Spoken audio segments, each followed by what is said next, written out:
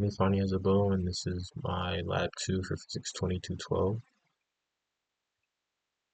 The purpose of this lab was to produce a computational model of two charge tapes exerting an electronic force on one another, and use the model to estimate the amount of charge on each tape necessary to flow above one another.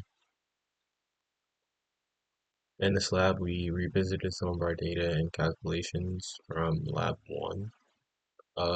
So we found the tape length to be 0.2 meters, the tape mass to be 0.02 kg, for the distance between the two tapes to be 0.017 meters.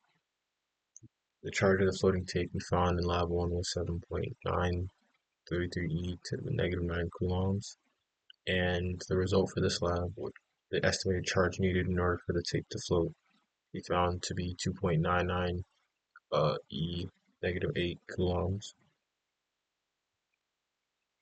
Some physics principles that we used throughout the lab were electronic force. Force is proportional to charge, and force is also inversely proportional to the distance squared. The magnitude of an electric force is found by taking the product of 2-point charges divided by their distance squared and multiplying them by a constant k. The force of gravity is mass times g, and g is the gravitational constant, 9.8 meters per second squared. Systems and surroundings for the system. Our system is the tape suspended in the air, which is represented by the red spheres, and the surroundings is the other piece of tape, which is represented by the blue. Our conditions are we ignore air resistance, and each piece of tape is initially neutral, right? They have the same charge.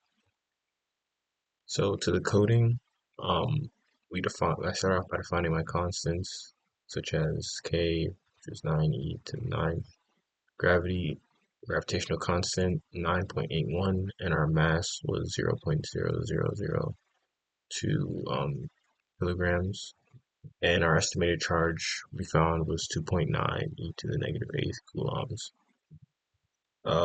Start off by defining our functions, which are the line charge and our E field. We use the line charge to create the spheres that we saw in the previous slide, and then we use the E field to calculate the electric field on the charge. Here we put some of the functions to use. So we first start by defining our top and bottom tape, and then we create an E-scale to scale our arrows to the correct size for our computational model. And then we create a for loop to create our model and calculate our electrical and gravitational force. And then after that, we print out our values. And as we can see, the magnitude of electric force and gravitational force are approximately the same. These values need to be the same in order for the tape to suspend into the air. Now for our what if and why. What if you had modeled each of the tapes as a single point charge like in the previous lab? Compare the estimated value of the charge you get when you use the experimental data to produce the point charge model to the value you got with your line charge model. So if we used it as a single point charge in lab 1, if you remember, our charge we found was 7.93 e to the negative 9, and here we got a charge of 2.9 e to the negative 8. So those values vary very differently. And then our y is, why do these estimates differ? Which value is more likely to be closer to the real value?